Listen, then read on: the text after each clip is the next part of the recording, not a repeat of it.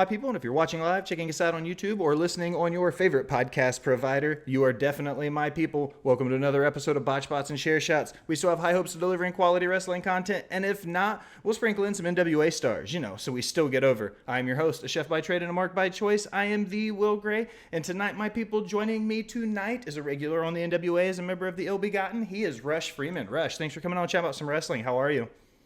Good. Thank you for having me, man. Excellent. I'm super hyped to have you. One of the things I always like to do, I always start this question in my interviews with two parts. One, where did wrestling start as a fan? What kind of wrestling were you exposed to? Where did you grow up? And then, where did wrestling start for you training-wise when you actually started training to become a professional wrestler? Okay. Yeah, big question. I was raised in Oklahoma. I was, growing up, I loved The Rock and the end of the Attitude Era, late 90s. And then I was a little kid, I wasn't even 10 years old. I got obsessed with The Rock, and my mom grounded me. So I wasn't allowed to watch wrestling anymore. So then fast forward to 2002, I got ungrounded, I guess. Started watching again, and, that was when the SmackDown 6 were, really reveling on SmackDown. Benoit, Eddie, all those guys, Edge, Rey Mysterio. I was a big Rey Mysterio guy. So I really got into early 2003. I really loved it back then.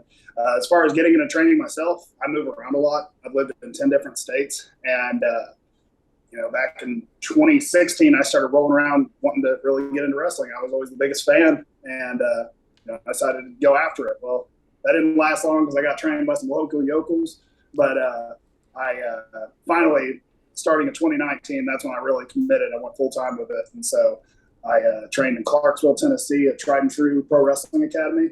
Crimson from TNA, and he's also at NWA. He owns the promotion, and he put on a school there. I was trained by my tag team partner, actually, Jeremiah Plunkett. I was trained with him. He was part of the Ill Begotten.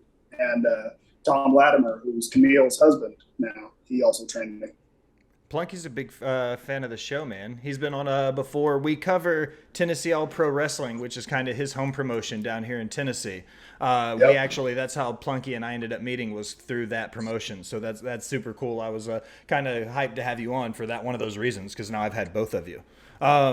So looking at it like that, when you were growing up in Oklahoma and then coming into Tennessee, you said you watched a lot of WWE and that stuff. But when I watch you wrestle in the NWA, you have you and Plunky specifically, when y'all work together, you have a very old school feel about how you guys work in the ring. Can you talk a little bit on that and how your in-ring psychology goes to when you and him are building a match to kind of keep the true feeling of what you guys want to tell in your story?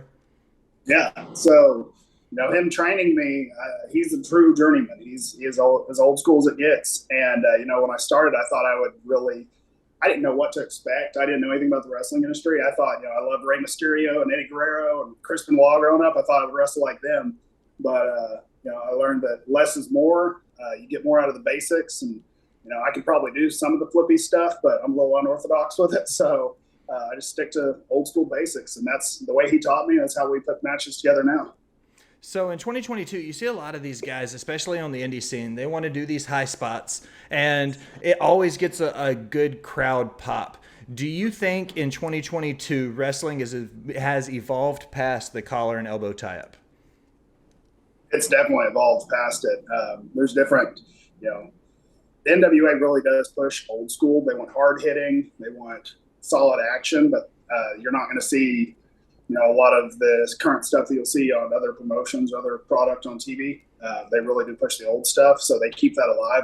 Studio wrestling, that's what NWA is. So we are an old school feel to it, but we're in a new day, a new era of wrestling. What some of the biggest differences are for you when you're building a match to be on NWA TV versus when you're doing a house show? Yeah. NWA TV, we get roughly 6 minutes to 8 minutes a match typically. House shows, they'll let you go 10 to 15 minutes. So you get a lot of different, you don't get as much time to work. And so you really got to get your story across, what you're really trying to go for. If you're on a house show, you can stretch that baby out as long as you want to. That's honestly the biggest difference. Engaging with the crowd, we are very big about engaging with the crowd. You'll see that a lot on AEW, WWE to an extent, but AEW is really good at it, and NWA is really good. We've got a lot of talkers that they really work with the crowd.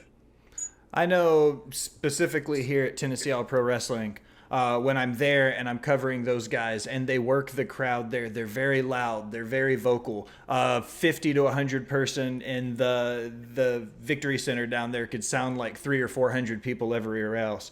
What do you think about these small house shows and some of these more, like, I guess, organic fans that follow these like a Tennessee All Pro Wrestling or a PWA or, you know, an SUP out of Nashville or somebody like that, these smaller independent promotions that are thriving because of these core groups of fans?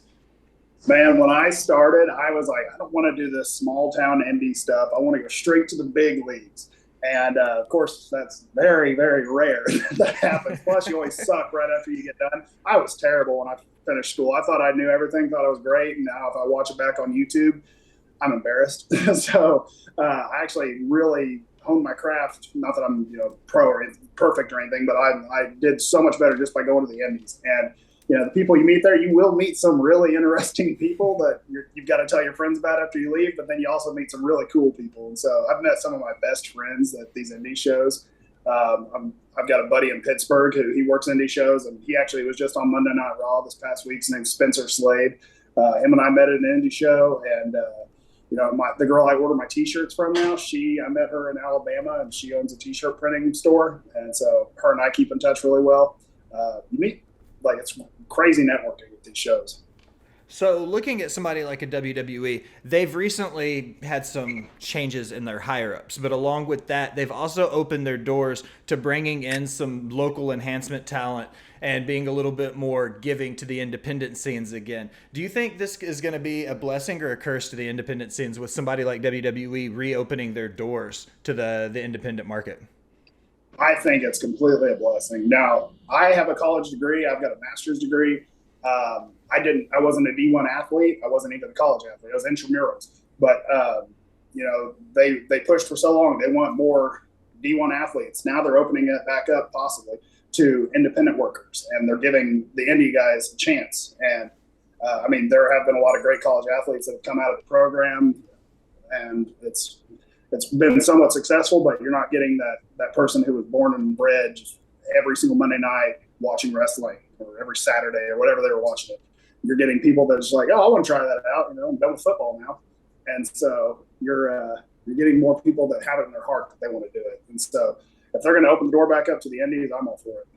I say this a lot, and as somebody who willingly calls himself a mark, I say they're looking for athletes they want to turn into superstars, not pro wrestlers they want to turn into superstars.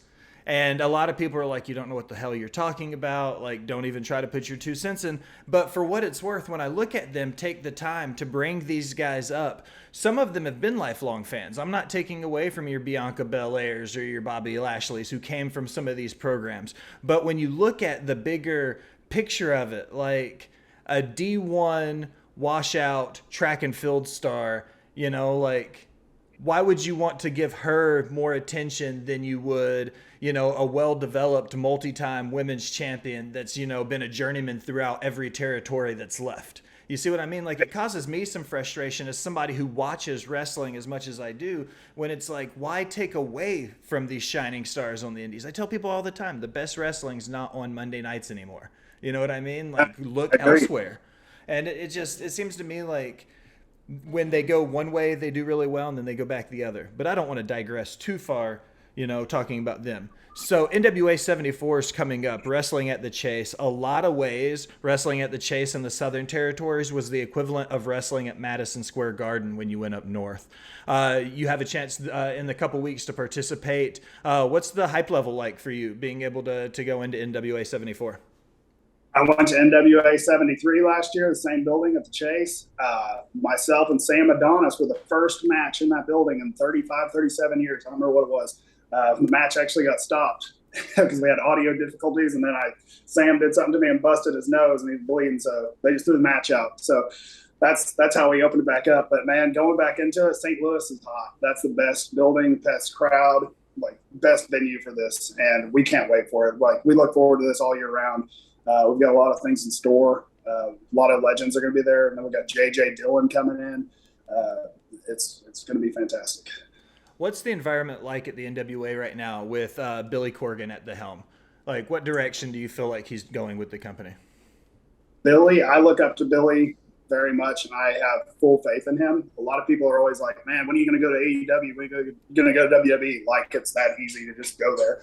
And I always tell them, "I'm in NWA and I love it. Like they gave me my first opportunity, and I really believe in the company. It's going to grow. I don't know how big we'll get, but I know Billy has the mindset that's needed to where we may never get as big as Monday Night Raw is, but we may get as big as TNA Impact in 2010, 13 was. We can grow." And so I'm there for the long haul. When you look at what he's doing, he's trying to keep a lot of that old school feel with the studio stuff, but he's also incorporating as much as he can of wrestling in 2022. When you look at your career going back to that, you said 2016, but serious in 2019. So we'll kind of call it that area from then to now where you're at in 2022. What's the biggest differences you've seen in independent wrestling since you got where you started to where you're at now with NWA? I mean, honestly, just the inception of AEW really opened up independent wrestling. So I didn't do a lot of indie shows before. I went to a couple small ones in Tennessee, further north over by Lewisburg. I went up there, or south, excuse me. And I went there, and I really didn't go exploring the indies like I should. Nowadays, if I'm in a new city, I always want to check it out. But after AEW came out, a lot more people got their shot, people we'd never heard of. And I really think that's been the biggest part of it. What's your favorite city you've had a chance to wrestle in so far? Favorite city I've wrestled in? It's between Atlanta and Nashville, probably. I've wrestled in Washington, St. Louis, Atlanta, Nashville. I think those are my biggest cities. Detroit. I'd have to say Atlanta and Nashville. So many good events too. I'm partial to Nashville. I'm born and raised here in Middle Tennessee. I got the UT hat on. When you look at the differences between wrestling, Nashville and Atlanta are really similar. When they were in the Memphis territories and Georgia Championship Wrestling, a lot of those crowds were really similar. What do you think about when you get further north, though? When you get into the Washington, D.C., kind of that New England, that mid-Atlantic crowd, and then all the way up into Detroit. What are some of the biggest differences going from territory to territory? I actually meant Everett, Washington, so way north. Oh, you're in Northwest, not D.C.? Okay. Yeah. So even further out than Washington than what I was saying. Yeah, that was really unique. That was during COVID era, so we didn't have fans. We had the boys cheering for us, and a really good crowd that I was working with. It was called I can't remember the promotion's name right now, but they were great. There's a lot of good guys that are out there. There's a team called the Midnight Heat, and when I was first getting started, I talked to those guys all the time, and they were so helpful. Ricky Gibson and Eddie Pearl. Yeah, so once you get away from Nashville and you experience it in other cities, you see there's a lot more to offer. That's one thing I tell people all the time. Like, you can do great in your hometown, but you really want to expand out and want to network with people in other areas. So I know people in Detroit and Seattle and Nashville, Atlanta. I trained at different schools. I trained under Truth Martini while I was in Detroit. I was trained at Nightmare Factory in Georgia. You don't just need to just stay in one area. So I was texting somebody just a little bit ago from Oklahoma, and he was saying, "Man, I can't get him to text me back, and I want to learn from this guy in Oklahoma." And no offense to that guy, but who is that guy? Like, you need to go train somewhere where somebody's actually done something, and you need to learn from the right people. So I've always been told that if you want to make money in wrestling, you have to learn from somebody who made money in wrestling to truly understand the business and truly get it. You just rattled off some killer names from the industry, pretty much ranging from as far north as Detroit all the way down as the Nightmare Factory in Atlanta. What are some of the biggest things you take away from these different trainers? Do you approach it like a sponge and you just absorb everything you can? Or are there certain things for your game you take from each person? Cody does A, B, and C really well, so those are the things you're really focused on. Like, how do you approach going from trainer to trainer? As soon as I get there, I am a sponge. I want to learn whatever they're going to tell me. Specifically, one of the biggest lessons I learned it from Truth Martini. If somebody ever is coaching you, if they're giving you a critique, you don't say, "Yeah, but," you don't tell them where you were coming from. You just say, "Thank you." That's your coach. That person's made money in wrestling. You have not. And they're telling you what to do. You say thank you. You listen to what they said. You remember it. You don't do the wrong thing again from there. That was my biggest one with him. And then with Nightmare Factory, I actually trained under QT Marshall. I wasn't under Cody's classes. But, QT, I think he is one of the best coaches in the game. He's so good at just putting a match together and actually communicating with your opponent. He was the best for that. And I learned a lot of just technique on grappling and how to actually apply a hold properly. And, Plunkett taught me really well, but there would be moves I'd forget or signature holds that I could not remember. And QT, he is so smart. If you ever just talk to him, he has the mentality of this is what you get, take it or leave it. And I really respect that about him. Okay. I like QT. I think that when you look at somebody like that, he just got the promotion into the creative role. He's going to have a little bit more on-screen production value. He's going to be more act in the live matches and situations like that. When you have somebody like that in your match and you're producing a match with you, and let's say it's you and Plunky, and then you have a producer helping you with the match, when 3 people have their hand in the pot, how do you allow for it to be an even split between the 3 of you? Yeah, it's a lot of tag team work for me right now. So we get with our opponent, we say what we're going to do, we take it to the agent who's already told us what he needs as far as storyline, and he tells us what he needs out of it and what we need to change, and we just put a plan together from there. But I mean, honestly, NWA, it's been great. We have the best agents, Medusa, Homicide. Doug Williams has worked with me. I've had just really good team of people that help me put stuff together, and the support is unreal. Like, you hear a lot about the WWE locker room, how everyone's walking on eggshells and they're all scared.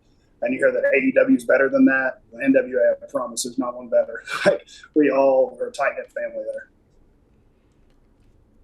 All right. Rush, I close all of my interviews with 5 rapid-fire questions. I've got your 5 queued up, some having to do with wrestling, some not. You ready to roll? Word. Excellent. What is your favorite food? Oh, favorite food. Let's go with pizza. Pizza? Actually, no, false. Thai food. Thai food? Are you a fast food guy when you're on the road? No, maybe Chick-fil-A, but nothing else. Really? Okay. Do you have a favorite venue you've wrestled in? The Chase. I kind of thought that one when I saw it coming. Yeah. What's your favorite movie? Pearl Harbor. That was my childhood favorite movie. I always wanted to be a pilot. I just started learning. I always wanted to be a pilot. Then I found out that I am quite literally as close to legally blind as you can be without my glasses. So my plans to being a pilot went to shit rather quickly. Pearl Harbor, that's a good pick. I think you and I are relatively close in age, listening to how you're talking, because I grew up in the Attitude Era with The Rock. Pearl Harbor came out when I was in high school. I was like, okay, so I think we're relatively close. You're a little bit older. What is your favorite season of the year? Let's go with April, right there in the spring. That's prime fishing season. I love to fish. Do you ever do any kayak fishing? No, I want to, but I just haven't. I got rid of my truck, and I just haven't bought a kayak. I just got into it. It is a ridiculously expensive hobby. That's why I'm not very deep into it yet. I want a Hobie. I'd love to get a Hobie, but that's like $7,000 for the one I want. The ones I've looked at, I'm like, well, that would be great if it wouldn't be a car payment. Yeah. What is your favorite finisher that isn't yours? Favorite finisher that's not mine? That's a good question. The Chris Benoit, the crippler crossface. You never see it anymore. If you do, it's just everybody's just using it as a transition or, just kind of a high spot in the match. That was a finish, and I loved when he did it. I view that move the way I see somebody who does like a pile driver, for instance.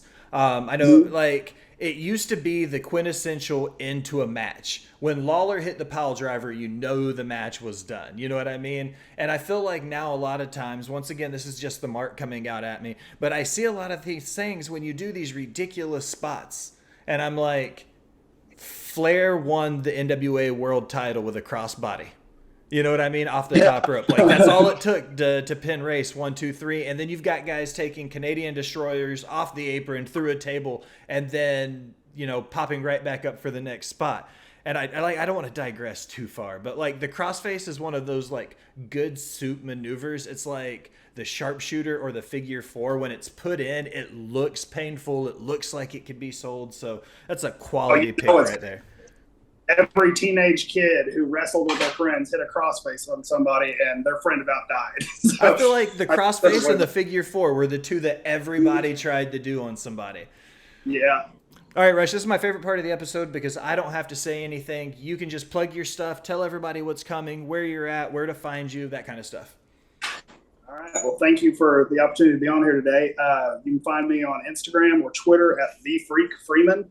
The Freak is just my college nickname. So The Freak Freeman. Facebook's Rush Freeman. And yeah, that's all the plugs there. NWA 74, we got that coming up in St. Louis, August 27th and 28th. And then the TV tapings will be the 29th, 30th, and 31st in Nashville. If you haven't ever made it out there, you got to come because it's great. You get to meet most of the boys. It's family atmosphere. It's great. So check it out on Fight TV. A lot of our stuff's on YouTube. Look NWA up. Look up Rush Freeman on YouTube. Check this stuff out. All right, Rush. Well, I appreciate you stopping by and talking about some wrestling. And now as we close another episode of Botched Bots and Share Shots, I want to take a minute and thank you for listening. Remind you to go wherever you do anything on the internet and like, follow, subscribe. For the Rush Freeman, I am the Will Gray. Thanks for stopping by and listening, my people.